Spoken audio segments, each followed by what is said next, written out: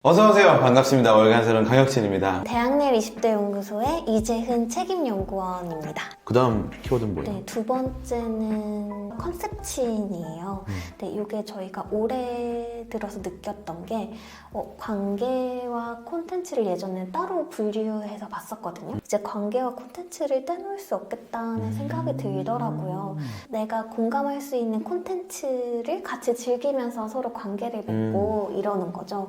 그래서 여기서 컨셉친에서 좀 눈에 띄는 것들이 같이 세계관을 만들고 논다거나 컨셉츠를 하고 논다거나 이런 것들일 것 같아요. 깡팬 같은 경우도 어떻게 보면 이 콘텐츠를 즐기는 사람들끼리 우린 팬이다 이런 느낌으로 되게 가볍지만 같은 좋아하는 코드를 바탕으로 이렇게 모여서 그렇게 관계를 맺는 거잖아요. 최근에는 한 명이 하나의 페르소나만 가진 게 아니라 되게 다양한 모습을 가지고 있잖아요. 그래서 뭐 SNS도 본캐, 부캐가 있고 이런 여러 가지 자신의 캐릭터로 뭐 컨셉을 잡고 그 캐릭터마다 이제 같이 소통하는 그런 사람들도 조금씩 달라지는 것 같더라고요.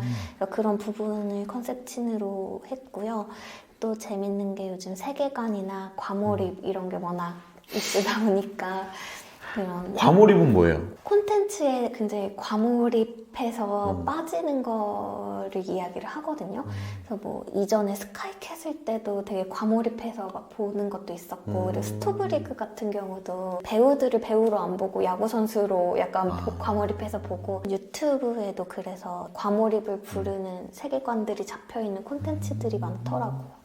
이 세계관이라는 게 사실은 그 마블 영화 맞아요. 때문에 사실은 나오게 된 개념인 것 같은데 그게 이제 우리 일상까지 들어온 거잖아요. 네, 맞아요. 그래서 요즘에 세계관이라고 말은 많이 하는데 그게 조금 작아지긴 한 것 같아요. 뭔가 좀 컨셉 정도의 느낌을 세계관이라고 하는 것 같거든요. 대표적인 게 그 강유미 님이 ASMR 하는 거에서 막 도를 믿습니까? 막 이런 거 컨셉을 잡아서 ASMR 하는 것도 세계관이 뭐 잘 잡혀있다라고 얘기를 하기도 하고 그리고 피식대학 요즘에 많이 뜨더라고요. 한마음 산악회. 네, 한사랑 산악회 그리고 공호 이즈백 이런 것들 컨셉에 잡아먹혔다 막 이렇게 얘기를 하면서 되게 그런 것들을 과몰입하고 막 즐기고 이런 모습도 이거의 한 트렌드인 것 같습니다. 이제는 워낙 온라인 콘텐츠들이 되게 다양하고 많잖아요. 그럴수록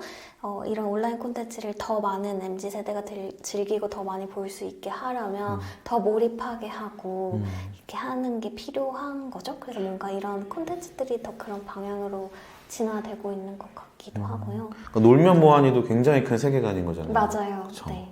유재석 님이 이것도 다 같은 분인 거 알아도 그쵸? 이제 그 세계관을 즐기면서 노는 게 재밌으니까 공감해주잖아요. 네, 그걸 안 깨고 이제 공감을 하고 하는 거죠. 그러니까 어른들이 볼 때는 뭐 유재석 뭐 하는 거야? 혼자서 막 무슨 뭐 갑자기 뭐 기획사 사장했다가 뭐 트로트 불렀다가 좋아요, 구독, 알림 설정. 젊은 이제 MZ세대 같은 경우는 재밌다 이렇게 자기 부캐를 바꿔가면서 하나의 세계관이 아니고 여러 개의 세계관을 뭐 하는구나. 어떻게 보면 그 다양한 부캐, 다양한 컨셉을 가지고 있는 게 자신의 좀 가능성을 확장하는 걸 수도 있잖아요.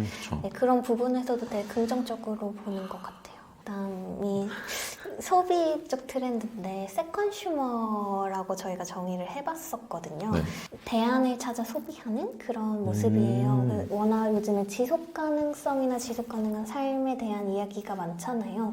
네, 이전에는 그런 것들이 좀 되게 환경이라든지 되게 좀 거시적인 그런 걸로 이야기가 되어 왔다면 이제는 좀 일상에서도 지속 가능성을 많이 생각을 하는 것 같아요. 작게 생각하면 내 지금 일상을 앞으로도 유지할 수 있는 게 지속 가능성이 이들한테는 되기도 하고 거시적인 환경도 생각하기도 하고 그러면서 좀 다양하게 대안을 생각을 하는 소비를 즐기는 게 세컨슈머라고 저희가 정의를 했고요. 좀 대표적인 사례로 들 수 있는 게 중고거래.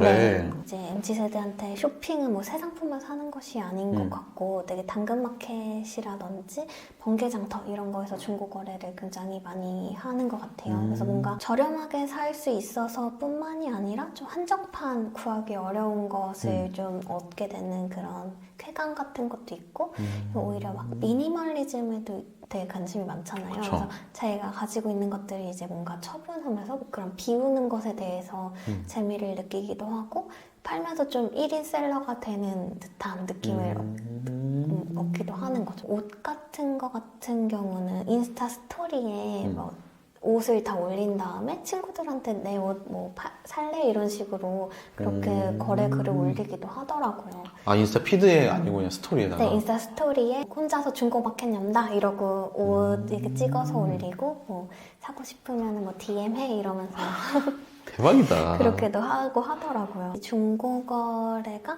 좀 요즘에 환경이나 이런 생각도 많이 하니까 새 것을 사지 않는 것? 그런 거에도 큰 의미를 가지고 있는 부분도 있는 것 같고요. 또 재미있는 게 당근마켓 같은 경우는 하나의 커뮤니티가 된 거죠. 벌레를 잡아달라고 올리기도 하고 당근마켓에요? 네네. 그 집에 뭐 바퀴벌레가 나왔는데 무서워서 못 잡겠다. 뭐 잡아주시면 10,000원 뭐 이렇게 하는 거예요? 네, 잡아주시면 뭐 3만 원이었나? 약간 이게 드리겠다 이런 식으로. 꿀알바네, 꿀알바. 장난 아니다. 그리고 막 자기가 외식코기 이런 종이 인형 접은 것을 무료 나눔한다 이렇게 올리고 그거를 또 누군가 가져가게 되면 그게 하나의 이야기 썰이 되는 거죠. 그런 식으로 뭔가 동네 기반으로 해서의 커뮤니티를 이렇게 막 즐기기도 하는 모습. 세컨핸드라고 하잖아요, 중고거래를. 거기서 이제 좀 대안 소비를 한다는 것에서 세컨슈머를 따오기도 했었고요.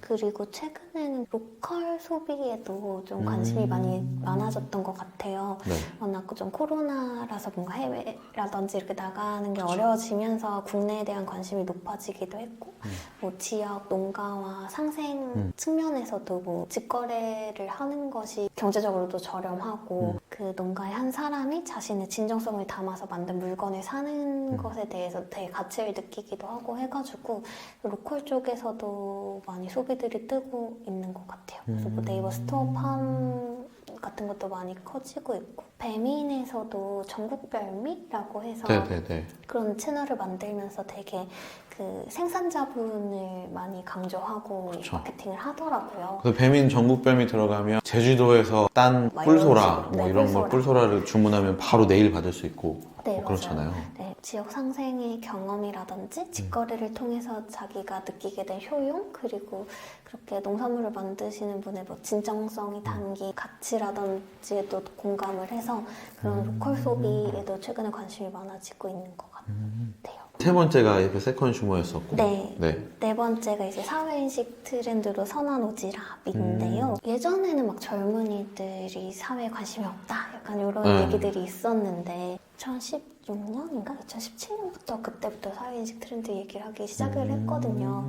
국정농단 사건 있고 뭔가 변화를 경험을 하고 나서 그쵸. 내가 참여하면 변화가 되네? 라는 그런 뭔가 인식이 생긴 것 같아요. 그래서 그 뒤부터 뭔가 사회 참여가 전반적으로 많아지기 시작을 했고, 예전에는 관심 있으면 참여하고 아니면 뭐 안 하고 이거였는데 이제는 참여에도 굉장히 좀 책임감을 느끼는 느낌이 있더라고요. 참여하지 않으면 안 된다라는 이런 것도 있는 것 같고, 되게 점점 더 다양한 사회 이슈나 이런 것에 관심을 갖는 모습들이 나타나서 선한 오지랖이라고 정의를 해봤고요.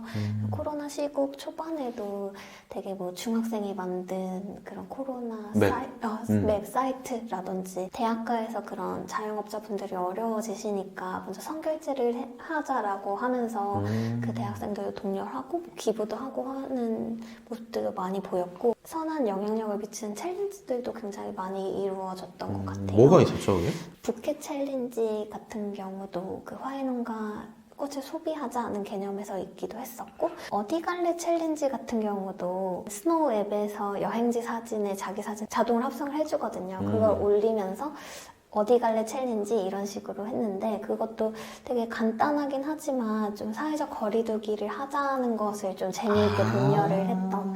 실제로 가는 건 아니고 실제로 가는 건 아니고 갖다 치고 스노우웹에서 합성해가지고 올리면 우리가 이렇게 그냥 각자 사회적 거리두기를 실천하면서 놀이 느낌도 있고 뭐 재밌고 웃기게 합성해서 놀이 느낌도 있지만 그런 의미도 담고 있는 그런 식의 챌린지들이 계속 많이 이어졌던 것 같아요. 공유하고 네. 인증하고 네. 하는 것들은 디폴트로 깔려 있고 나 스스로를 인플루언서라고 생각하는 거잖아요. 네. 근데 그 안에서 네 가지 키워드들, 일상력 챌린저, 컨셉 친, 세컨슈머, 선한 오지랖 이런 것들이 쌓여 있는 거군요.